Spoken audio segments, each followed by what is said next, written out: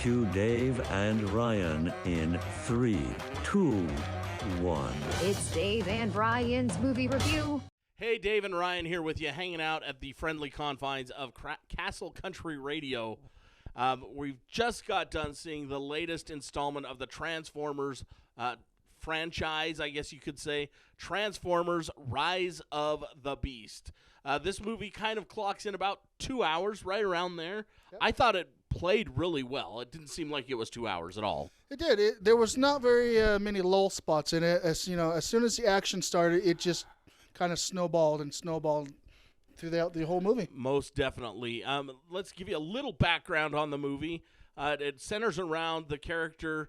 His name is Noah Diaz, played by Anthony Ramos. If you've seen Hamilton, you'll know who he is right away. He is kind of a returned military guy, fallen down on his luck, can't find a gig, and it seems like these movies always kind of gravitate to those characters for some reason. Yeah, everyone loves a sad story. It's true. Well, he gets in with the wrong people, and they decide to steal a car, and that car turns out to be Mirage, played by Pete Davidson is the voice of Mirage. Kind of the comic relief through the whole movie. Yeah, I know with the past movies, they focus on Bumblebee being kind of the relation to humans, but this one, Mirage took the wheel, and I think it did a really good job. I think he did. And some of the things were a little over the top, but he was definitely the comic relief in this one, and it just kind of carries through. They are looking for an engine that will open up a portal to send everyone back to Cybertron, and of course, there's an evil man out there, an evil being that wants it, and his name is Unicron. Yep, Unicron. Anyone who watched the old original Transformers movie knows Unicron. And the voice of Unicron, if you've watched Fear the Walking Dead, is Coleman Domingo. And I love this guy. I love his voice.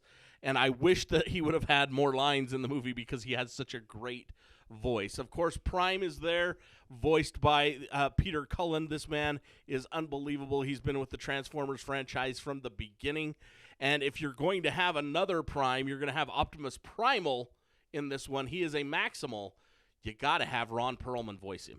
Oh yeah, definitely. So you learn about a new sanction of like Transformers and Autobots, and they are called Maximals, and they go against, I believe it was Terracons. Yes.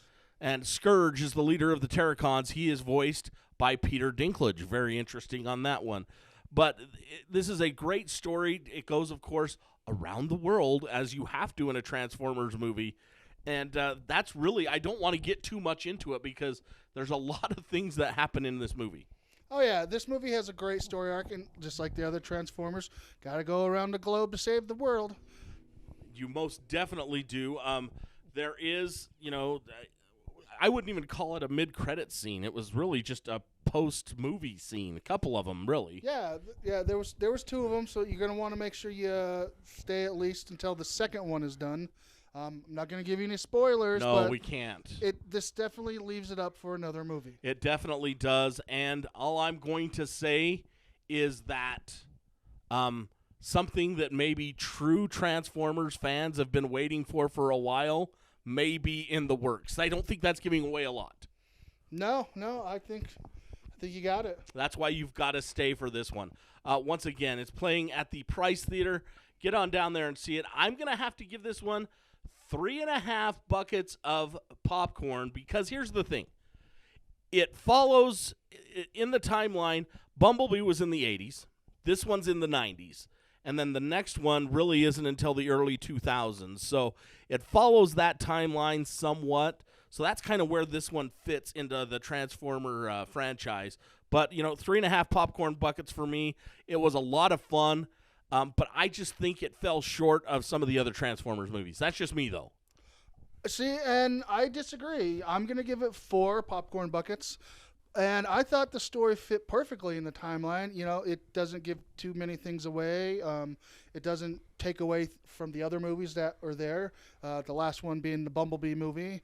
And then, like you said, the early ones in the early 2000s. This one's just a nice little, right there in the middle, kind of developing a different story that maybe later in the 90s that these movies will take place. But yeah, I'm really, really, really, really excited for what's about to come. And the one thing that you said that really rang true to me in this is that it's a standalone. It really is. You know the characters already, but they don't have to spend a lot of time introducing the characters. Does that make sense? Yeah, not at all. So it's great fun, great family fun for everybody. So get out, go see this one, Transformers Rise of the Beasts, playing at the Price Theater. Up at the King Cole, we still have Spider-Man Across the Spider-Verse, The Little Mermaid, and The Boogeyman, if you're looking for something a little bit different, kind of maybe scare you a little. Not me, no. Ryan's not into scary movies. That's okay. It's okay. Next week, I know you're not looking forward to this one. I am so looking forward to this one. It's the Flash movie. And I am mostly excited for Michael Keaton as Batman. Ryan has been dreading this movie since we started talking about it. So we'll be talking about that one next week. We've also got Elemental, a good-looking Disney Pixar movie that's coming out next week as well. So we'll cover all of those. That's going to be a busy week for us. But get out and see a movie right now. Yeah, and don't forget, Indiana Jones, June 30th. Oh, it's going to be a lot of fun. June 30th, come down to Castle Country Radio right now. Get your tickets. $10 for reserved seats. You want to go little VIP for the diva in you? You're going to get your reserved seat. You'll get all 5 movies. You're going to get a free popcorn tub.